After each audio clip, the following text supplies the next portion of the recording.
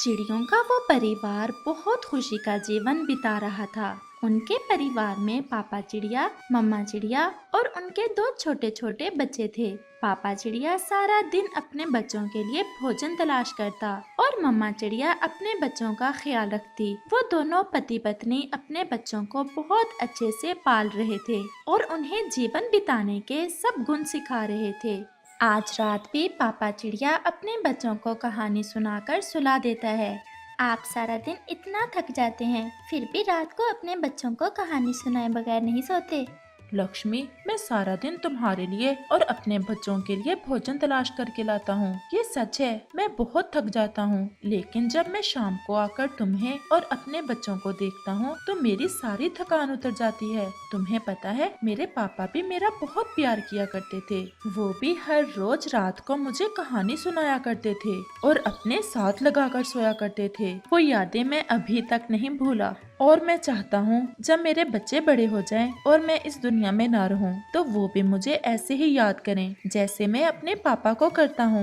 आप ऐसी बातें ना किया करें। भगवान करे हमारा परिवार हमेशा ऐसे ही साथ रहे। लक्ष्मी, यही प्रकृति का कानून है। जो आता है उसे लौट कर भी जाना होता है। बस हम अपने बच्चों की ऐसे प्रशिक्षण करेंगे कि ये भी अपने अपने परिवार को खुश रख सकें। वो दोनों पति पत्नी ऐसे बातें करते करते सो जाते हैं। अगली सुबह जब उनकी आँख खुलती है तो आसमान पर बहुत ज्यादा बादल आ चुके थे और साथ में हवा भी बहुत तेज चल पड़ती है। बादल इतने ज्यादा थे कि दिन में रात लग रही थी। हवा इतनी तेज थी, ऐसा लग रहा था कि वो तेज हवा जंगल के सारे पेड़ ही उखाड़ फेंकेगी। मम्मा चिड़िया बहुत सहम कर बैठ जाती है।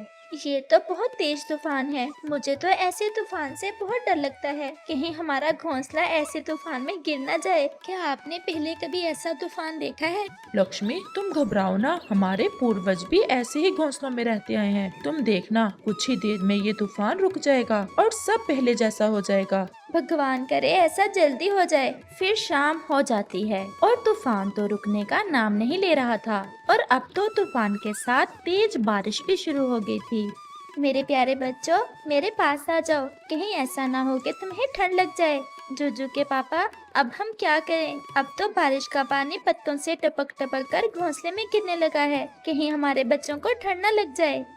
लक्ष्मी, बच्चों की चिंता तो मुझे भी बहुत ज्यादा हो रही है, लेकिन ऐसे घबराने का कोई फायदा नहीं है। हमें हिम्मत से काम लेना होगा। मुझे लगता है कि पतझड़ की वजह से इस पेड़ के पत्ते बहुत कम रह गए हैं, इसलिए पानी घोंसले में गिरने लगा है।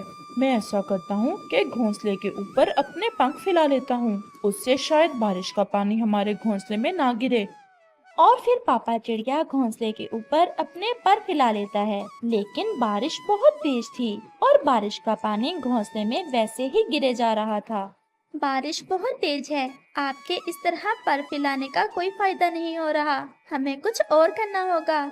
लक्ष्मी, जब मैं छोटा था तो ऐसे मौसम में मेरे पापा पीपल के पेड़ के पत्ते लाकर घोंसले को सुरक्षित बनाया करते थे। मुझे उस पेड़ का पता है। तुम बच्चों का ध्यान रखो, मैं अभी पीपल के पेड़ के पत्ते लेकर आता हूँ। आप ध्यान से जाना। रात गहरी हो चुकी है और बारिश भी बहुत तेज है। हाँ, मैं ध्यान से जाऊंगा। तुम बस बच्चों का ध्यान रखो। और फिर पापा चिड़िया उस तेज बारिश में जंगल की दूसरी तरफ पीपल के पेड़ के पत्ते लेने चला जाता है। पापा चिड़िया उस तूफानी बारिश में भी बहुत तेज उड़ता है। उसे उड़ने में बहुत मुश्किल हो रही थी और बादलों की वजह से अंधेरा भी कुछ ज्यादा ही बढ़ गया था। लेकिन पापा चिड़िया फिर भी हिम्मत करके उड़ता रहता है और फिर वो उस पीपल के पेड़ के पास पहुंच जाता है। वो वहां से पत्ते तोड़ता है और वापस आ जाता है। वापस आकर पापा चिड़िया उन पत्तों को अपने घोंसले के ऊपर लगा देता है, जिससे घोंसला बारिश के पानी से सुरक्षित हो जाता है। और फिर वो तूफानी रात भी खत्म हो ही जाती है और सुबह हो जाती है। वो सुबह बहुत रोशन और चमकदार थी। हर तरफ पक्षी खुशी से चहचहा रहे थे। चिड़ियों का वो परिवार भी उड़ जाता है। आप सच में बहुत हिम्मत वाले हैं, वरना उस तेज तूफान को देखकर मैं तो डर ही गई थी। लक्ष्मी, कैसे भी हालात हों, हमें हिम्मत और विश्वास से काम लेना चाहिए। हमारे बड़ों ने हमें यही सिखाया है और हमने अपने बच्चों को भी यही सिखाना है और हमारे बच्चे अपने बच्चों को ये सिखाएंगे और फिर नस्ल दर नस्ल ये चलता रहेगा।